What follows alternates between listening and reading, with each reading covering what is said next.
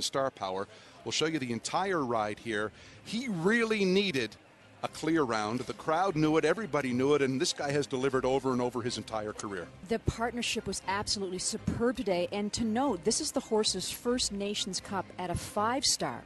So he's been grooming this young athlete along, and let me tell you, this horse showed all the promise to lead Canada into future competitions and maybe go back and be another anchor horse and rider combination. And you could feel it today. 79,000 people here today, by the way, to watch this in the Calgary sunshine. And this guy has excited crowds for, I guess, 4 decades now. He continues to be a huge force in the sport and always really in the clutch, now, right? Listen, this guy, you can count on Ian. I mean, he says you got to be a little bit nervous, and if you're not going to be the true athlete that you can be. But he showed today why he is Captain Canada, and he rode this horse from start to finish, and this horse did not take one step wrong. Watch how he comes to this triple combination. He's watched the riders before him. He torques this horse up. Big oxer coming in. Quiet 2 strides and powers this bugger out, and it was just exceptional riding on his part today. Clears the final fence. This put Canada back in position to qualify for round. It was a shifting of moods, Deanna, because it was almost as though we might not qualify for round 2. Now, all of a sudden, with a clear round from Lamaze, not only qualify, but be in position to maybe win this. And there's that the anchor rider needs to come in and lay down that perfect trip. But we have the #1 rider in the world. We have the #1 horse in the world. It's almost expected that we will receive excellence from this combination, but it still becomes a nail biter for all of us watching. Lamaze and Hickstead. You see the armband. That signifies the #1 spot in the world for the Canadian. He's held it off and on now for the better part of a half-decade, an amazing run. One of the best partnerships here, Deanna, in the history of show jumping. Absolutely. He rode Hickstead earlier in the week and won a class, and then he's rested him for today's competition, a 2-round competition that he expects to be in and wants to be in. And the horse, he looked great. I don't think he rubbed a toenail on any of these fences today. So keep in mind Nations Cup scoring. We showed you earlier Aslan with the 18. It was Canada's goal to drop that and keep the 9 of Tiffany Foster, the 0 from Ian Miller, and hopefully add a 0 to it from Eric Lamaze for a total of 9. And watch him through the triple combination. He just eats it up, backs himself off with a vertical, and then powers again for the oxer. The crowd now is going crazy as he heads to the final jump, and he's clear. Many on their feet to salute the #1 rank in faults. Now, a big surprise, Deanna, from round 1. The team from France came here with only 3 riders. So under Nation Cup scoring, you can drop a ride if you have 4, but if you have 3, every score is going to count. And this is Roger-Yves Bost, who was riding anchor for the French team. The first rider, Jerome Hurel, had only 1 fault. The second, Marc Delassay, had 8. So Yves Bost with a clear round could post a total of 9 for France. Yes, and he's been on great form all week, he and his horses.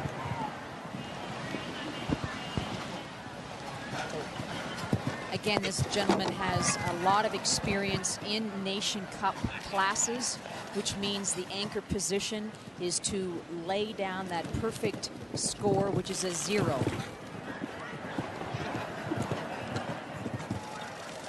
And this horse was just bang on not only today, but most of this Spruce Meadows week.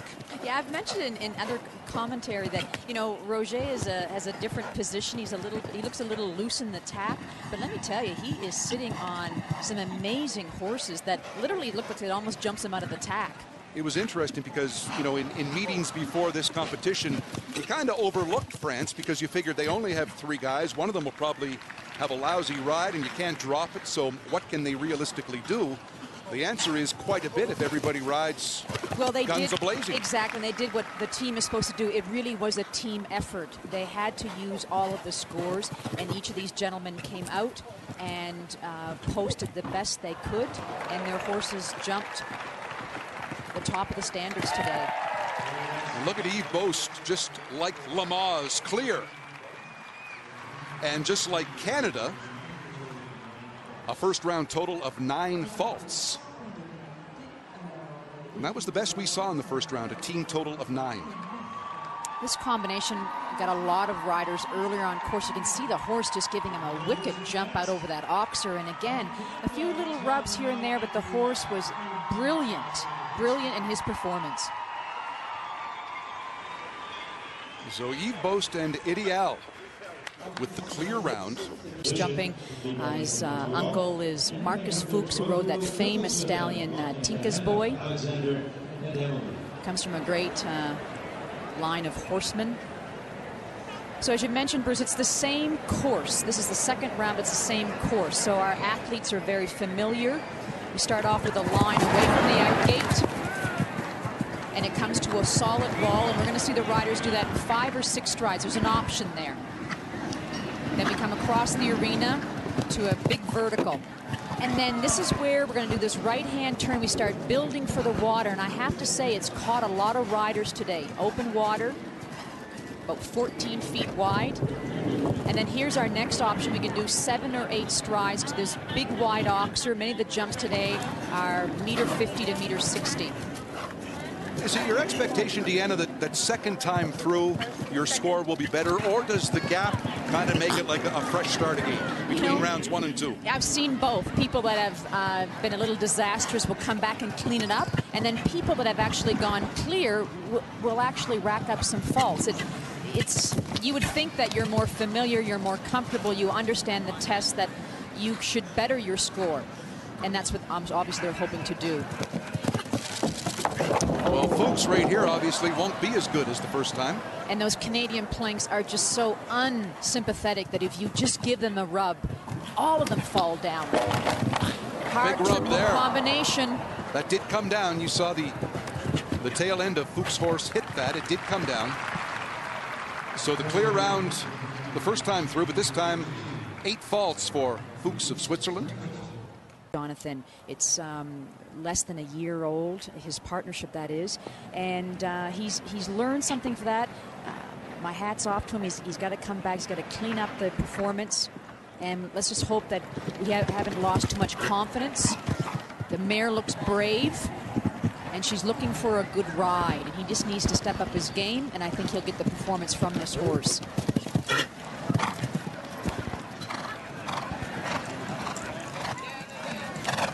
Starts building some power now for the water jump.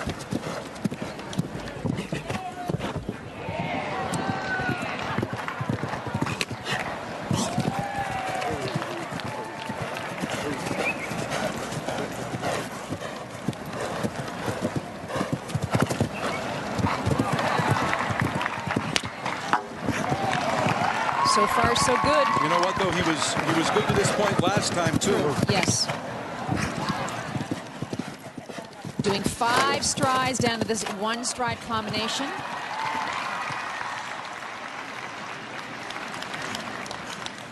He just needs to keep some forward motion now. Got to make sure this horse gets a real good ride. We haven't lost any confidence as we head down to the triple. He's giving her a really big slip of the bit there, saying, come back and listen. And now can he power up? Boy, the triple really gets him again. Again, a triple combination standing on its own like that is very hard to find, and he's having a hard time finding a distance. First time through for Mark, he posted 12 faults. And Mark is just one of the many European riders who have had their eye on coming to Spruce Meadows. They've heard about it, they've seen it on TV, and how it resembles very much Aachen, Germany, and they're very surprised when they walk into this beautiful stadium, and a lot of their very familiar comments are, I had no idea.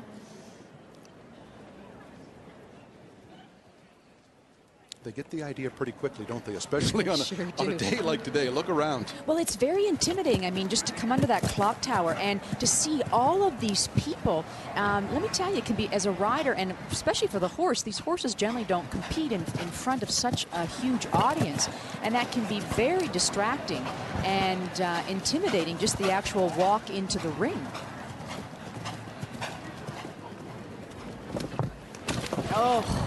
What's going on there today? It's very odd, isn't it? All I can think about, Bruce, is that the course designer has presented the water jump off a turn.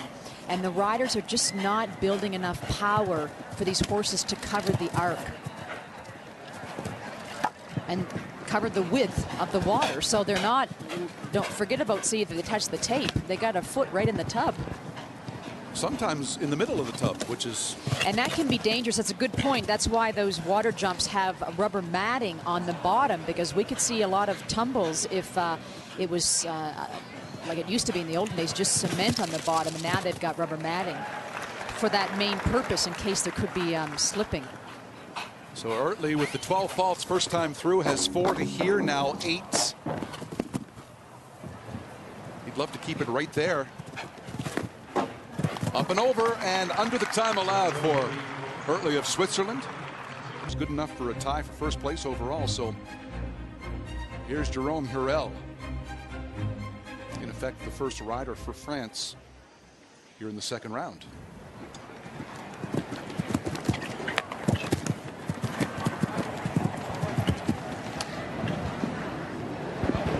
Now, he had a great first round, just incurred one time fault.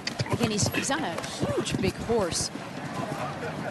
Self-Francais Gelding, 9 years old. Should really cover the ground nicely. So we'll see if he can improve upon and just maybe tighten up his turns a little bit. You wonder about the psychology of a team that has just 3. I mean, obviously you bond a bit more and you know that every score has to count, and perhaps like it did for Canada at the Olympics in Beijing, it can work almost for you. French team is certainly embracing the challenge. Well, they've certainly answered the test. They really all had to bring their A game, and so far so good. This is where the riders can lose a little bit of time if they take too much time setting up for the Canadian planks. You need to make, that's what those long approach, same as right here, you need to make sure you're not taking a long time to get there. Oh boy, oh, had a big rub on A, and definitely B part of the combination is down. And a time fault the first time, and maybe, yes, just over the time allowed, a time fault in the second round as well. So a total of 5 for Jerome Hurel. Because their second rider, Aurora Rangel de Alba, she has withdrawn. So Mexico is down to 3 riders. Every ride, every score has to count. And this will be their first score of round number 2, Santiago Lambre. He just incurred one time fault in the first. I thought he rode the course brilliantly. I really like this horse. Belgian warm blood mare, 12 years of age. She's brave, she's careful, wonderful expression. And she can jump big jumps.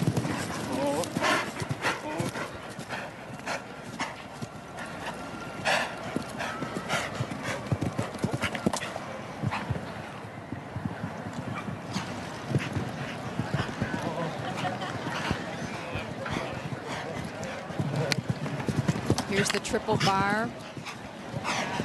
Opts for the 6th stride, coming down to the vertical Oxer combination.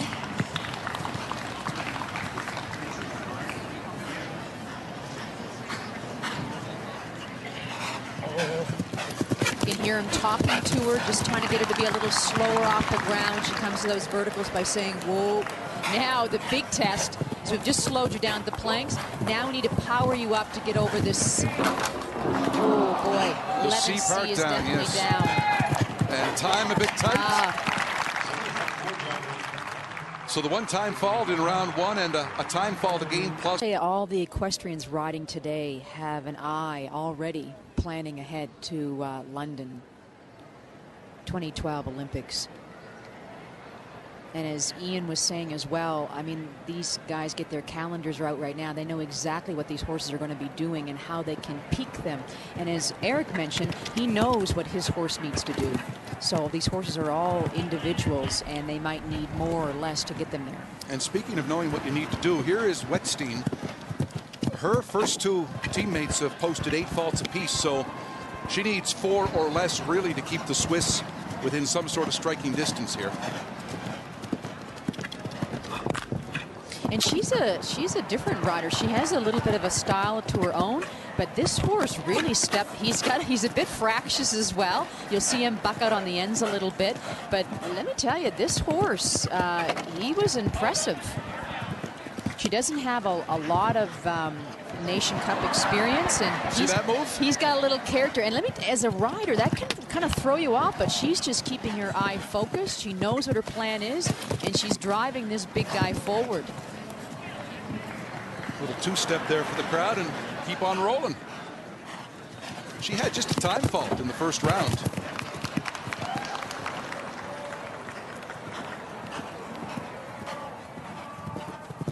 Nice jump in. Back off for the 2. Power up for the 1. Nice. This looks good. Time looks good too. Yes. Yes. Clutch ride from Simone Vetstein. Well-deserved petting as well. I guess. Yeah. It's just my guess. All right, back to the competition. The French team. They're the gutsy guys today. Only 3 of them. Every score counts. Marc Delassay.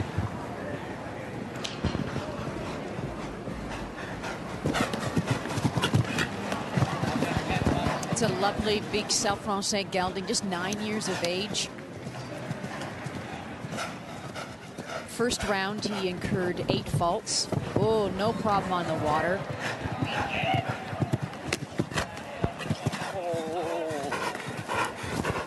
Love the verbal cues there. Yeah, that's what the whole test is about, right? One part of the course makes you open the horse up, and the next part of the course, you got to slow the horse down. So these riders are talking to these horses with their aids, which can be their legs, their seat, but also their voice as well. Delassay, 8 faults in round 1, looking to tidy that up and put the French team, will actually keep them in good position. This horse is doing a wonderful job. He looks very rideable, very comfortable, and smooth.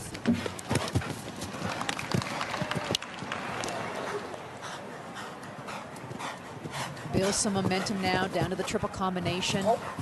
Tells him to slow down at B. Few little rubs. You know what? This will be huge if he gets up and over. He does. Yes. The time. He knows it. Yes. Important ride for Team France. With only 3 riders, every ride counts, and you love putting goose eggs on the scoreboard.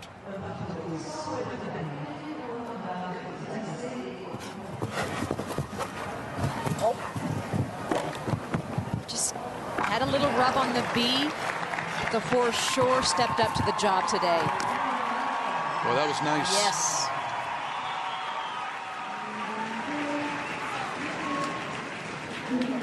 This French team is clutch today. Look at that total. Here's Captain Canada. He's had a busy day. And the horse looked spot on in the first round. So he's got to come in with lots of confidence. And he'd love to go right back-to-back with Delassay and just post another clear here and keep Canada alive. Building for the water. Ooh, that was... Oh, Bruce, we're on the tape. The red flag is up. And he took off about a yard away from the... It's an uncommon fault for Captain Canada to have any kind of water problem.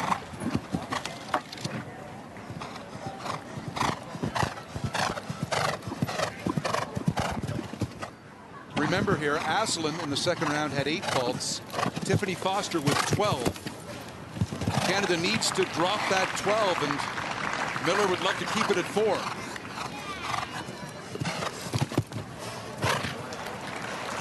You might say he really has to keep it at 4 for Canada to have any sort of chance at this Nations Cup. Big rub. Safely through. 1 to go for Miller. And he gets it. Boy, he's not going to be happy with those 4 faults. An Englishman, but he at one time had changed his citizenship and rode for Ireland back in the 90s, but is back under the Great Britain flag. And this is watch this little horse perform as well. Again, not a big horse. Celle Francais stallion, 10 years old, chestnut. And this is an athlete as well. Just look at its form and technique. Start with the hind end. He gives great clearance, and he's just as sharp with the front end as well. Peter had a really good ride in round one, just one time fault.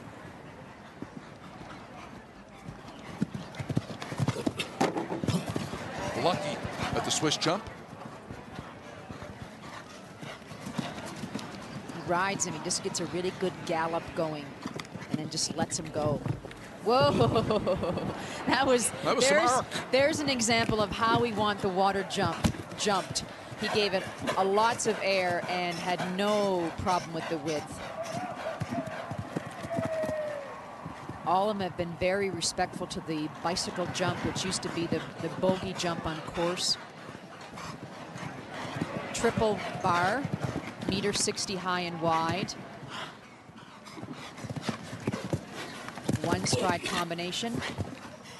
Just giving it all. Peter's having a good day here for Great Britain. Nevada. He's just playing. It looks like he's just playing on course, enjoying himself. 10-year-old stallion making it look really simple. Although, take a look at the clock. No, he's going to have a time fault, Bruce. He will, same as in round one. Pristine, but for that time fault for Peter Charles of Great Britain, 74,489. And the anchor rider for France, about to take center stage, Roger-Yves Bost. He was clear his first time through, and I'm just doing some quick math here, Deanna. And if you're following along at home, you realize the significance of this. First of all, 3 rides, so it's going to count. If he is anything better than 7, and if my math is right, and that's a huge if on the second one, he could clinch this for France.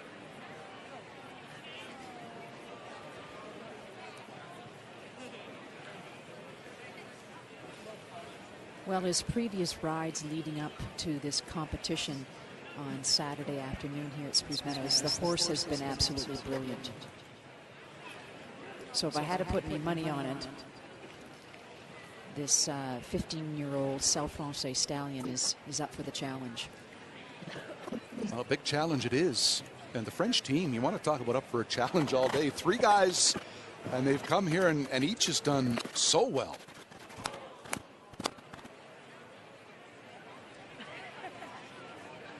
And they've been consistent, right? We've got 2 rounds of competition, and people that have done well in the first round have bombed the second or vice versa. These guys have been able to lay it down with round 1 and round 2. Remember, anything better than 7, and we believe if math is correct, it'll clinch it for a team from France that was certainly not a favorite coming in. There's the planks, though. The hind rail is trailing, and down come the Canadian planks. He's got to keep it score low, and he's heading towards a pretty demanding triple combination. It stays up. It stayed up. Bost is up and over. Oh, he's done it. Roger, c'est bon. Oui, and I think everyone else now is going to play for second. That is what an anchor rider can do. Just one error today. The Canadian planks kept him from posting a perfect 0 score. This horse gave him 2 wonderful rounds. And you know what? A team from France hasn't won this since 1993. And you want to talk about kudos. Look at those numbers. The highest on the day was an 8. That was a team effort. It's what Nation Cup is all about.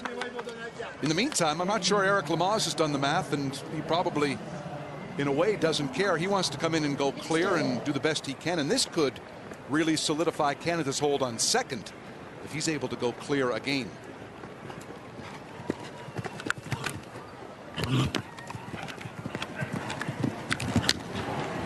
Just look at the time he spends in the air. He just, again, he's coming to be 16 years of age, and he looks just as good as he did in 2008 at Beijing. speaks volume to the management team that take care of this horse. The shoer, the veterinarian, his groom, and to keep him sound and healthy. That is first and foremost. And they just shut him down for part of the year, don't they? That's right. Totally. It's amazing that they have his calendar, and Eric can do that because he has some depth in his stable. He doesn't have to keep asking this horse to come out. He does for the big competitions like today and the $1 million class that will follow. What Canada will do here, if Lamaze can post a clear, is drop the Foster score of 12.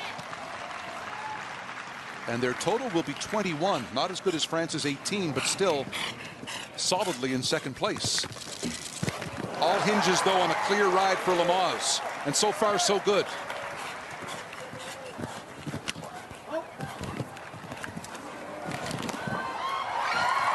One more to go. And do you expect really anything else but clear from Lamaze and Hickstead? He's looking good for the $1 million class, Bruce. He's looking really good. And we'll have that tomorrow for you on CBC, the CN International. Man, oh man, many of the crowd here on their feet, and why not? Double clear for Lamaze.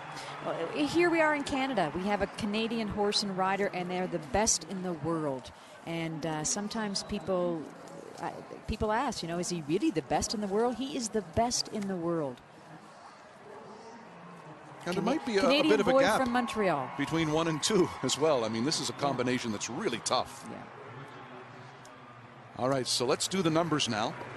Yes, indeed. There's the 12. That's gone from the second round.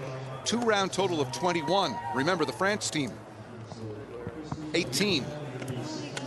So that's France with 18. Canada with 21. Switzerland.